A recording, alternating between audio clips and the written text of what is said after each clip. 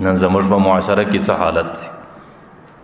تاسو ګوره یو طرف ته ګرانی ده، ګرانی کم حالت ده، بل طرف ته بدامنی ده، بدامنی و کم حالت ده، بل طرف ته ناجایز د انسانانو په مابین کې کېږي، یو د بل سره ناجایز، په کورو کې نفرتونه، پلار و زوی په خبره نه سره پوهېږي، مور و لور په خبره نه سره پوهېږي، او چې د دنیا څومره آفتونه دی الله تعالی پر دې معاشره باندې ایښي، دا څه دي؟ دا د الله تعالی عذاب دی. او عذاب ولې پر معاشره راځي؟ دا خو د الله تعالی مخلوق دی، د دې سره خو د الله تعالی محبت دی. الله تعالی ولې دومره عذاب ورکوي؟ د هغې وجه دا ده چې دا معاشره الله تعالی چې کوم نظام بیان کړی دی، کوم لارې بیان کړې ده، معاشرې د هغې لارې سره رخ واړوئ. معاشره بې حیا سوه او معاشره په بې حیا ترتیبو کې راله، او معاشرې د الله تعالی د دین او د عفت او د عصمت د دې حفاظت پرې شوی، نو ځکه د الله تعالی د طرفه ټول عذابونه ورباندې راغله.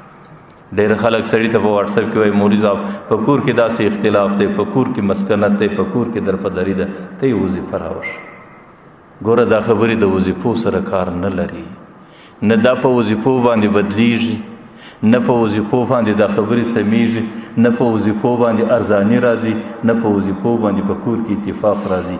دا ټولې چې راځي دا د ګناه څخه د حفاظت په خاطر راځي، چې د کومې ګناه په خاطر الله تعالی دا معاشره ګیر کړې ده چې د هغې ګناه څخه معاشره لاس نه وکاږي. ځکه بعضې ګناهونه بیا داسې دي چې ناروا او جرم دا چند کسان کوي، لیکن عذاب الله تعالی پر ټولو معاشره باندې شتي. نو چې در څو پورې د معاشرې د انسانانو گرفت نه وسي، چې در څو پورې د معاشرې د انسانانو د دې اعمالو څخه حفاظت نه وسي، در هغې وخته پورې د دې مصیبتو څخه او د دې غمو څخه او د دې پریشانۍ څخه معاشره په هیڅ شکل باندې خلاصېدلی نه شي. نو ځکه زموږ په دین کې پیغمبر علیه الصلاة والسلام د ایمان شعبې بیان کړي دي، او د ایمان په شعبو کې اوله شعبه د ایمان هغه دا ده چې سړی به د لا اله الا الله اقرار کوي، او آخره شعبه د ایمان دا ده وادناها اماطة الاذى عن الطریق، د مسلمانو څخه به تکلیف رسونکی شی لرې کوي.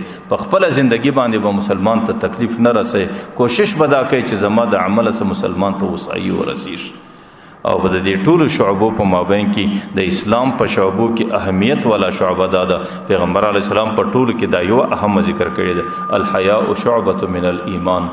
د مسلمان په زندگی کې د ایمان لویه شعبه حیا ده، چې د مسلمان زندگی به حیاداري، د مسلمان د لور زندگی به حیاداري، د مسلمان د زوی زندگی به حیاداري، او د مسلمان د زنان زندگی به په حیا کې، او د مسلمان د کور د ماحول زندگی به په حیا کې. بیا به د مسلمان د سکون زندگی پیدا کی، بیا به د عزت زندگی پیدا کی، بیا به د وقار زندگی پیدا کی، بیا به الله ګرانۍ هم د دې په نصیب کی، بیا به الله امن هم د دې په نصیب کی، بیا به الله تعالی د مشکلاتو ختمېدل هم د دې په نصیب کی، چې کله مسلمان قوم د خپل حیا حفاظت وکړي.